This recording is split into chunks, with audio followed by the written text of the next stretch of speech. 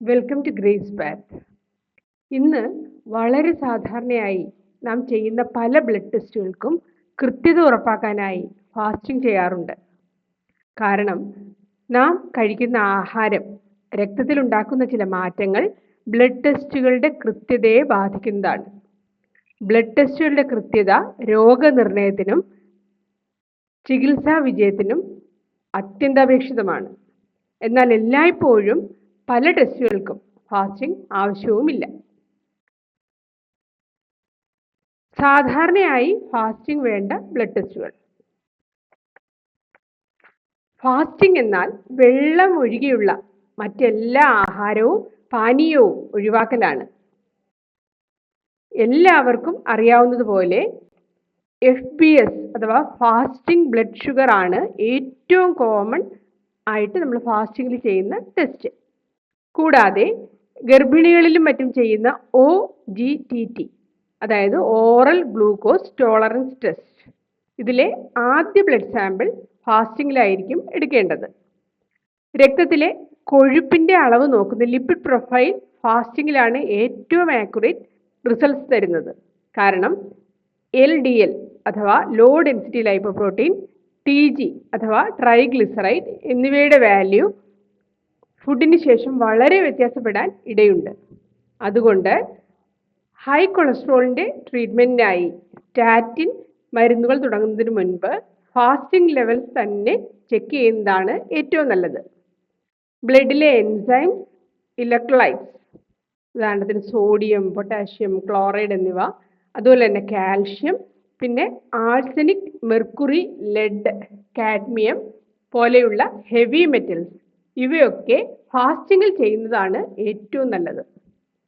ഇനി ചില ടെസ്റ്റുകൾ നമുക്ക് ഫാസ്റ്റിംഗിൽ തന്നെ ചെയ്യണമെന്ന് നിർബന്ധമില്ല, എങ്കിലും ഫാസ്റ്റിംഗിൽ ചെയ്യുന്നതായിരിക്കും വാല്യൂ ഏറ്റവും ആക്യുറേറ്റ് ആയിട്ട് കിട്ടാനായിട്ട് നല്ലത്. വൃക്കകളുടെ പ്രവർത്തനം മനസ്സിലാക്കാനുള്ള റീനൽ ഫംഗ്ഷൻ ടെസ്റ്റ് നമുക്കെല്ലാവർക്കും അറിയാം, ബ്ലഡ് യൂറിയ, സീറം ക്രിയാറ്റിൻ എന്നിവ. അതുപോലെ കരളിന്റെ പ്രവർത്തനക്ഷമത കണ്ടെത്താനുള്ള LFT ലിവർ ഫംഗ്ഷൻ ടെസ്റ്റ്, ഇവയൊക്കെ കൃത്യമായ റിസൾട്ട് ഫാസ്റ്റിംഗിലാണ് ഏറ്റവും കൂടുതലായി കിട്ടുക. ഇനി വിളർച്ച അല്ലെങ്കിൽ അനീമിയയുടെ കാരണം കണ്ടെത്താനായിട്ട് നമ്മൾ ചെയ്യുന്ന ചില ടെസ്റ്റുകളുണ്ട്. Iron profile, vitamin B12 test, ഇവയും ഫാസ്റ്റിംഗ് സാമ്പിൾസിൽ ചെയ്യുന്നതാണ് ഏറ്റവും നല്ലത്. അതുപോലെ fasting insulin, C peptide, homocysteine, പിന്നെ കാൽസിറ്റോണിൻ പോലെയുള്ള ചില ഹോർമോണുകൾ, നമ്മുടെ തൈറോയിഡ് ഹോർമോണുകൾ, ഇവയ്ക്കൊക്കെ ഫാസ്റ്റിംഗ് സാമ്പിൾസ് ആണ് ഏറ്റവും നല്ലത്. ഫാസ്റ്റിംഗിലല്ലാതെയും ഇവയിൽ പല ബ്ലഡ് ടെസ്റ്റുകളും നമുക്ക് ചെയ്യാം, എങ്കിലും കൃത്യമായ വാല്യൂ നമുക്ക് കിട്ടുന്നത് ഫാസ്റ്റിംഗ് ചെയ്യുമ്പോഴായിരിക്കും. ഇനി ഈ ഫാസ്റ്റിംഗ് എന്ന് വെച്ച് കഴിഞ്ഞാൽ എത്ര നേരമാണ്? നമ്മൾ നേരത്തെ തന്നെ പറഞ്ഞു, വെള്ളമൊഴികെ മറ്റ് ആഹാരങ്ങളും പാനീയങ്ങളും ഒക്കെ ഒഴിവാക്കുന്ന രീതിക്കാണ് നമ്മൾ ഫാസ്റ്റിംഗ് എന്ന് പറയുക. സാധാരണഗതിയിൽ നമ്മൾ ബ്ലഡ് സാമ്പിൾസ് കളക്ട് ചെയ്യാൻ 8 മുതൽ 12 മണിക്കൂർ ഫാസ്റ്റിംഗ് ആവശ്യമാണ്. അപ്പോൾ കഴിയുന്നതും നമ്മൾ ബ്ലഡ് ടെസ്റ്റ് ചെയ്യാൻ ഉദ്ദേശിക്കുന്നതിൻ്റെ തലേ ദിവസത്തെ രാത്രിയിലെ ആഹാരം നേരത്തെ കഴിക്കുകയും അടുത്ത ദിവസത്തേക്ക് മോർണിംഗിൽ ലാബ് ടെസ്റ്റിന് വേണ്ടി ഒരു അപ്പോയിൻമെൻറ്റ് എടുക്കുകയും ചെയ്യുന്നതാണ് ഏറ്റവും നല്ലത്. അപ്പോൾ നമുക്ക് 8 മുതൽ 12 മണിക്കൂർ ഉള്ള ഫാസ്റ്റിംഗ് ഉറപ്പാക്കാനായിട്ട് സാധിക്കും. ഇനി നമുക്ക് കോഫി, ടീ, ഇതിൽ ഏതെങ്കിലുമൊക്കെ ഈ ഫാസ്റ്റിംഗ് സമയത്ത് കുടിക്കാമോ എന്നുള്ള സംശയമാണ്. കോഫിയിൽ കഫീൻ ഉണ്ട്. ഈ കഫീന് ഒരു ഡൈയൂററ്റിക് ഇഫക്റ്റ് ഉണ്ട്, അതായത് മൂത്രം അധികം പോകാൻ ഹെൽപ്പ് ചെയ്യുന്ന ഒരു ഇഫക്റ്റ്, അതാണ് ഡൈയൂററ്റിക് ഇഫക്റ്റ്. അതുകൊണ്ട് തന്നെ ഇത് ഡീഹൈഡ്രേഷൻ അഥവാ നിർജ്ജലീകരണം ഉണ്ടാക്കും. നിർജ്ജലീകരണം ഉണ്ടാവുന്നത് നമ്മുടെ പല ബ്ലഡ് വാല്യൂസിനെയും അഫക്റ്റ് ചെയ്യാൻ ഇടയുണ്ട്. അതുപോലെ തന്നെ ബ്ലഡ് സാമ്പിൾ കളക്ട് ചെയ്യാനായിട്ട് നമുക്ക് വെയിൻസ് കിട്ടാനും പാടാവും ഡീഹൈഡ്രേഷൻ ഉള്ള സമയത്ത്. അതുകൊണ്ട് തന്നെ കോഫി ഒഴിവാക്കുന്നതാണ് നല്ലത്. അതുപോലെ തന്നെ ടീ, കൊക്കോ കോള, സ്പ്രൈറ്റ് പോലെയുള്ള മറ്റ് എനർജി ഡ്രിങ്ക്സ് അതൊക്കെ ഒഴിവാക്കുന്നത് തന്നെയാണ് ഏറ്റവും നല്ലത്. ഇനി നമ്മൾ നടത്തിയ ചില പഠനങ്ങളിൽ കണ്ടേക്കുന്നത് ച്യൂയിംഗം, പ്ലെയിൻ ച്യൂയിംഗം, മധുരം പോലും ഇല്ലാത്ത ച്യൂയിംഗം ചവയ്ക്കുന്നത് പോലും ബ്ലഡ് ടെസ്റ്റുകളിൽ വ്യത്യാസം വരുത്തുന്നതായിട്ട് കണ്ടിട്ടുണ്ട് ചില പഠനങ്ങളിൽ. അതുകൊണ്ട് ച്യൂയിംഗം ചവയ്ക്കുന്നതും നമുക്ക് ഒഴിവാക്കാം. മറ്റൊന്നാണ് ആൽക്കഹോൾ. ആൽക്കഹോൾ ഒരു ബ്ലഡ് ടെസ്റ്റ് നമ്മൾ പ്ലാൻ ചെയ്യുന്നതിന് ഒരു 24 മണിക്കൂർ മുതൽ പൂർണ്ണമായിട്ട് ഒഴിവാക്കുന്നതാണ് കൃത്യമായ ടെസ്റ്റ് റിസൾട്ട് കിട്ടാനായിട്ട് നല്ലത്. പ്രത്യേകിച്ചും glucose, enzymes, lipid levels, liver function test ഇവയിലൊക്കെ വേരിയേഷൻസ് വരുത്തുവാനായിട്ട് ഈ ആൽക്കഹോളിന് സാധിക്കും. അതേസമയം ഡോക്ടേഴ്സ് പ്രത്യേകിച്ച് റെസ്ട്രിക്ഷൻസ് ഒന്നും പറഞ്ഞിട്ടില്ല എങ്കിൽ ധാരാളം വെള്ളം കുടിക്കുന്നത് നല്ലതാണ്. അതുപോലെ തന്നെ നമ്മുടെ ബ്ലഡിൻ്റെ ഫ്ലോ ധാരാളം വെള്ളം കുടിക്കുന്നത് മൂലം കൂടുകയും വെയിൻസ് പ്രോമിനൻ്റ് ആയിട്ട് നിൽക്കുകയും ചെയ്യും. ഇതൊക്കെ ബ്ലഡ് സാമ്പിൾസ് കളക്ട് ചെയ്യാനും നമ്മളെ കൂടുതൽ ഹെൽപ്പ് ചെയ്യും. ഇനി മറ്റെന്തൊക്കെയാണ് നമ്മളൊരു ഫാസ്റ്റിംഗ് ബ്ലഡ് ടെസ്റ്റിന് മുമ്പ് ഒഴിവാക്കേണ്ടത്? അതിലൊന്ന് സ്മോക്കിംഗ് ആണ്. സ്മോക്ക് ചെയ്യുമ്പോൾ നമ്മുടെ ബ്ലഡിൽ വരുന്ന നിക്കോട്ടിൻ ഒരു സ്മോക്കിങ്ങിന് ശേഷം ഏകദേശം 5 ദിവസത്തോളം നമ്മുടെ രക്തത്തിൽ കാണാൻ സാധ്യതയുണ്ട്. നമ്മുടെ രക്തത്തിലെ ചില വാല്യൂസ്, പ്രത്യേകിച്ചും ലിപ്പിഡ് വാല്യൂസിൽ ഈ നിക്കോട്ടിൻ വേരിയേഷൻസ് ഉണ്ടാക്കാം. മറ്റൊന്നാണ് എക്സസൈസ്.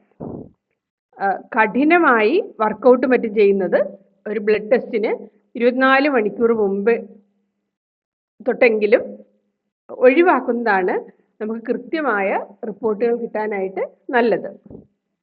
ഇനി മെഡിസിൻസ്, നമുക്ക് മെഡിസിൻസ് കഴിക്കാമോ എന്നുള്ളതാണ് മറ്റൊരു ചോദ്യം.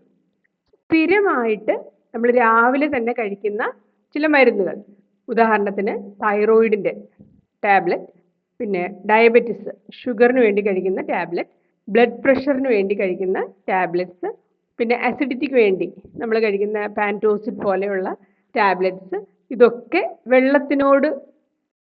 വെള്ളത്തിനോടൊപ്പം കൃത്യമായ സമയത്ത് തന്നെ നമുക്ക് കഴിക്കാം.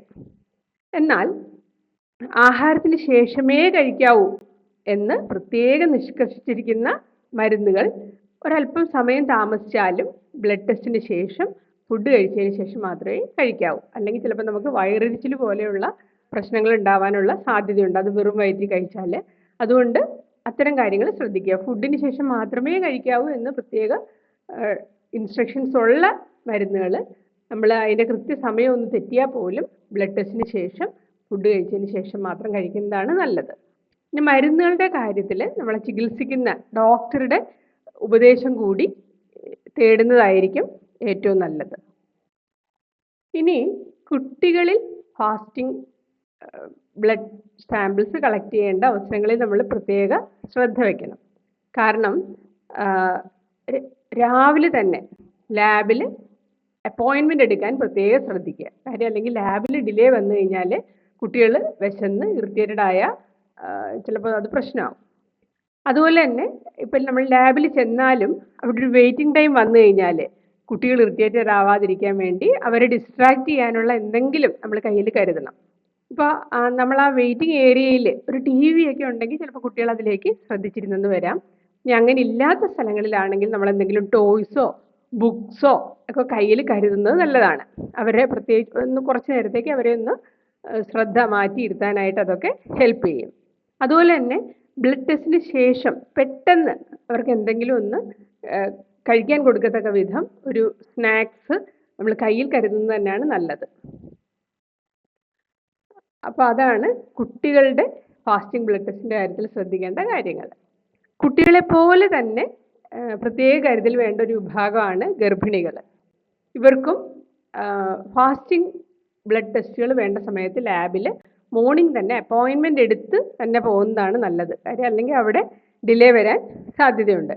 അതുപോലെ തന്നെ ബ്ലഡ് ടെസ്റ്റിന് ശേഷം ഉടനെ കഴിക്കാനായിട്ട് നമ്മൾ എന്തെങ്കിലും സ്നാക്സ് കയ്യിൽ തന്നെ കരുതുന്നത് ഏറ്റവും നല്ലതാണ്. ധാരാളം വെള്ളം ഇവർ ഈ ഫാസ്റ്റിങ്ങിൻ്റെ സമയത്ത് കുടിക്കേണ്ടതുണ്ട്. പിന്നെ ഹൈ റിസ്ക് പ്രഗ്നൻസി ഒക്കെ ആണെങ്കിൽ തീർച്ചയായിട്ടും അവർ കാണുന്ന ഗൈനക്കോളജിസ്റ്റിൻ്റെ ഉപദേശം കൂടി എടുക്കുന്നത് നല്ലതായിരിക്കും.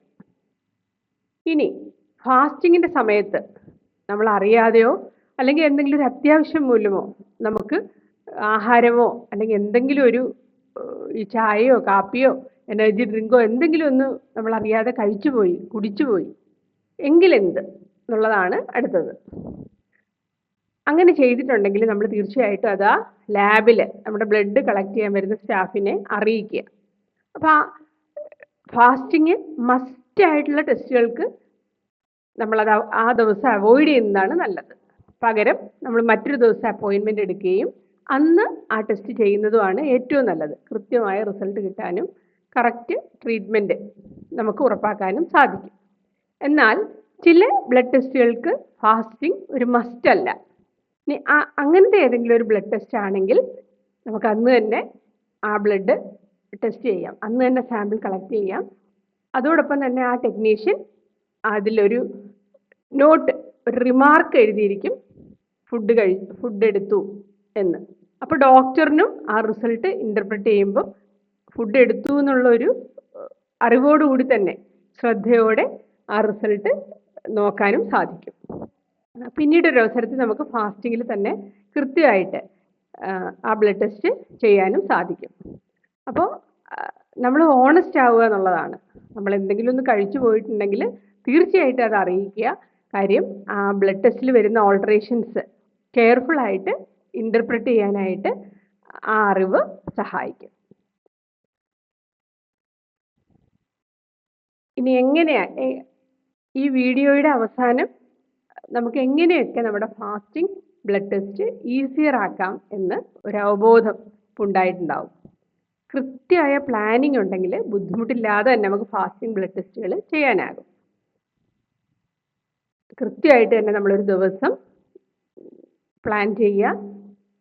ആ ദിവസം ഏർലി മോർണിംഗ് തന്നെ ലാബിൽ ഒരു അപ്പോയിൻമെൻ്റ് എടുക്കുക.